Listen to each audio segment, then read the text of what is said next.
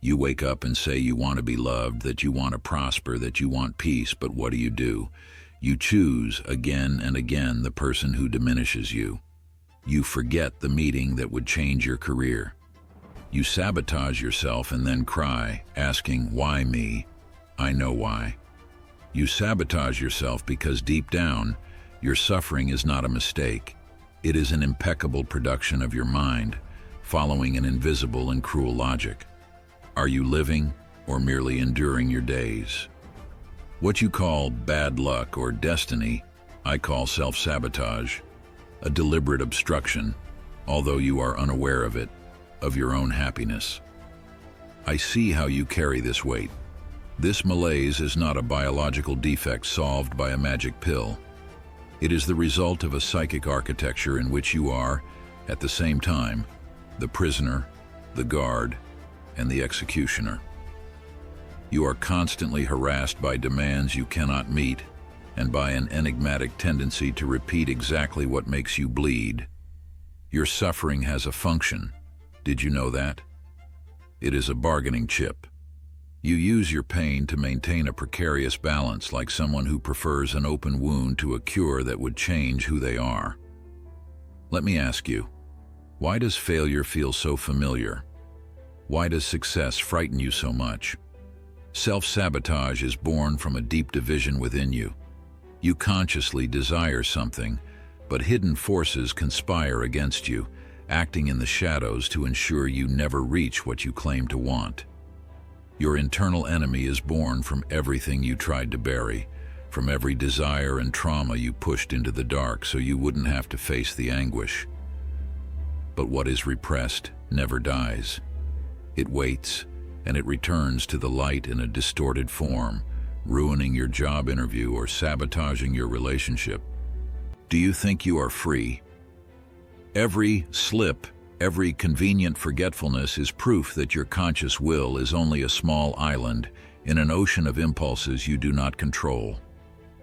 The suffering you feel now, as terrible as it seems, is a substitute for an even more unbearable pain you lived in the past, one your ego could not endure. Your mind is a system for managing tension, and believe me, for it, suffering is often preferable to truth. You would rather fail and feel guilty than face the forbidden desire hidden behind that failure.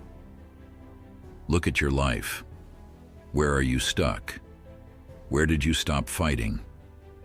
Your conscious mind tries to pursue well-being, but your unconscious is an inexhaustible source of impulses seeking gratification in places where there is only pain.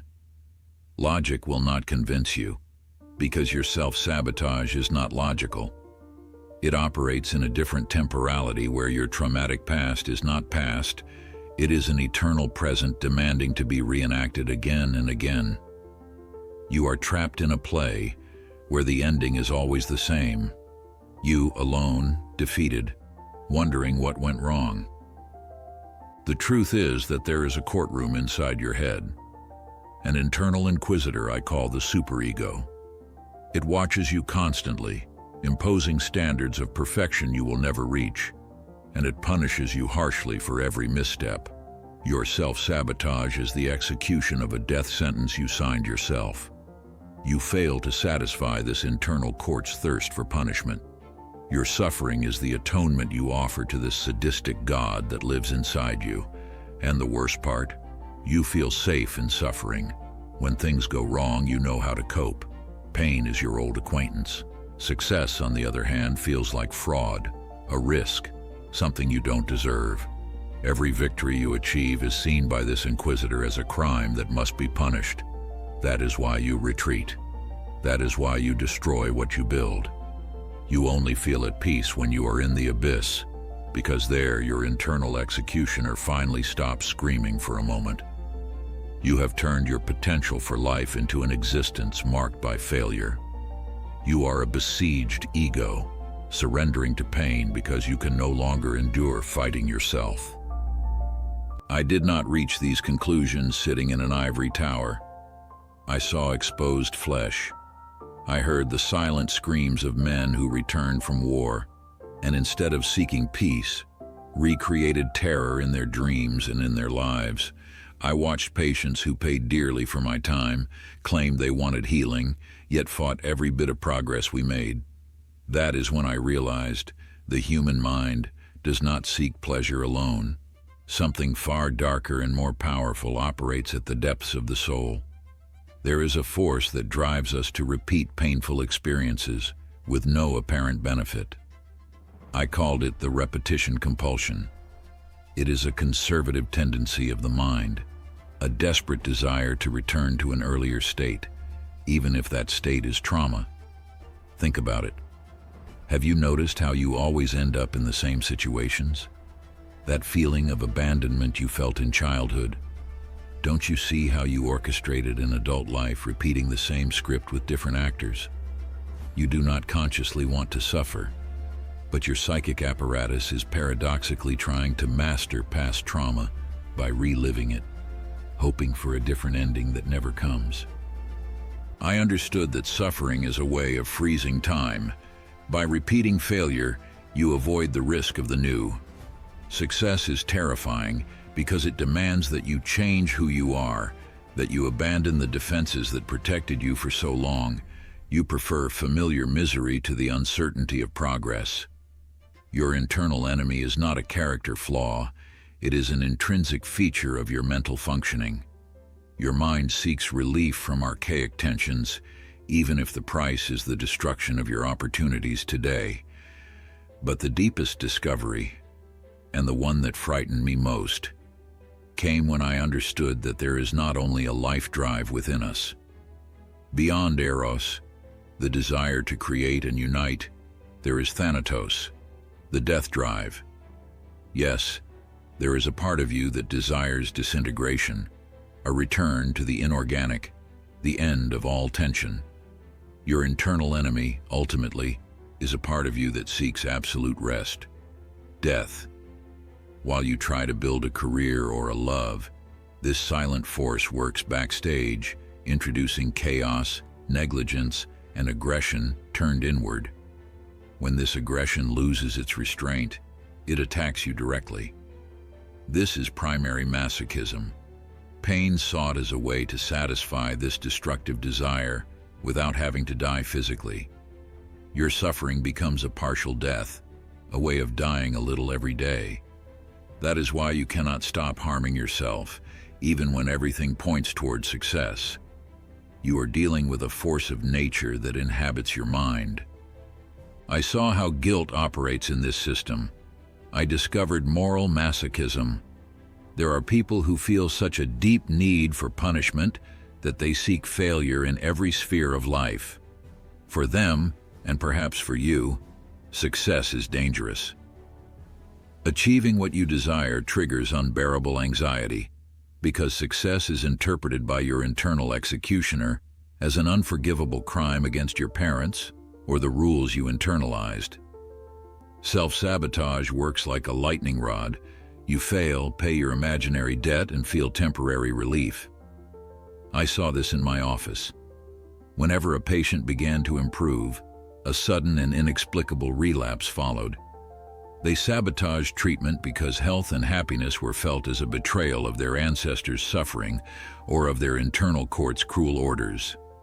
They preferred illness because illness was the only way they knew how to remain loyal to their own history. Think of competent professionals who make childish mistakes at the moment of promotion, of people who choose partners who confirm the belief that they do not deserve love, or of those whose bodies fall ill just as life begins to go well. This is not coincidence, it is psychic economy. Suffering has a function. It stabilizes your system by satisfying the sadistic demands of your internal morality. I realize that we are beings who love our own pain. It serves as an anchor of identity. Without your suffering, who would you be? The idea of being free, of being happy without excuses, generates a profound fear of disintegration. Your internal enemy fights to maintain the status quo of pain, because pain is the only truth it knows. It uses your own survival tools against you. I understood that the mechanisms you use to defend yourself from anguish eventually become your prisons. You hide to avoid criticism and end up sabotaging your professional visibility. You rationalize everything to avoid feeling pain and end up losing the capacity for pleasure. What once solved a childhood conflict is now an obstacle preventing you from moving forward. You are running outdated software on a new system, and it is crashing your entire life. The anxiety you feel when you are about to win is an alarm signal from your ego, which interprets success as real danger. To silence this alarm, you sabotage action. You prefer stagnation and frustration to facing adult freedom with all its risks. You prefer to remain the dependent, suffering child rather than take the helm of your own story. This is the raw truth I uncovered in the wreckage of the human soul. Now look at the world you live in today. Do you think things changed because you have technology and social media? On the contrary, civilization has only given more powerful weapons to your internal enemy. Culture demands that you renounce your impulses in exchange for security, but that aggression does not disappear. It turns inward, strengthening your internal executioner. Today you live under the empire of mandatory happiness, and this is a deadly trap. When society forces you to be successful, thin, productive, and always smiling, any sign of sadness or failure is read by your internal court as moral incompetence. This creates a new form of self-sabotage. You feel so guilty for not being perfect that you abandon your real projects altogether.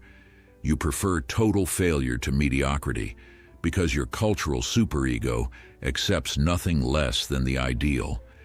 Your internal enemy uses likes and social comparison to methodically destroy your self-esteem. You spend hours scrolling, comparing your real life to others' edited display windows. What you are really doing is feeding your internal inquisitor with ammunition to punish you. The generalized anxiety you feel is the result of this constant friction between who you are and the impossible ideal you internalized. You sabotage your peace to avoid provoking others' envy, or because you feel you don't deserve the top. You have become a slave to a will you no longer recognize as your own. And work? The procrastination consuming you is not laziness. It is fear. It is your mind trying to protect you from the anguish of being evaluated, of failing, or, more commonly, of winning and having to sustain that success. You sabotage your career to avoid the responsibility of becoming who you truly could be. It is easier to be wasted potential than a vulnerable success. Self-sabotage is your mind's great paradox. You wage war against yourself to preserve an illusory peace. You maintain abusive relationship patterns because suffering is what you believe you deserve. You repeat your family's traumas, generation after generation, as an invisible loyalty to your parents' pain. Freedom and happiness feel like betrayal of your origins. But I ask you, how long will you keep paying a debt you never incurred? There are no easy answers here. I am not here to give you an artificial happy ending or 5 steps to success. The death drive is a permanent part of who you are. Conflict is the foundation of human life. What I offer you is the dignity of knowing your own chains. The goal is not paradise, but the courage to transform your neurotic misery into ordinary unhappiness, where pain does not paralyze you, but becomes part of your path. Facing your internal enemy requires relinquishing the secondary gain of your suffering. You must stop using pain as an excuse to avoid life. You must have the courage to look into the darkness and name your ghosts. Until you do, you will remain a passenger in a vehicle driven by forces you do not know. Human life gains meaning when you manage to take all the aggression you turn against yourself and transform it into work, art, and love. But this hurts. It demands that you endure the tension of being free. Self-sabotage is the constant reminder that we are inhabited by an otherness we do not know. So here is my final confrontation with you.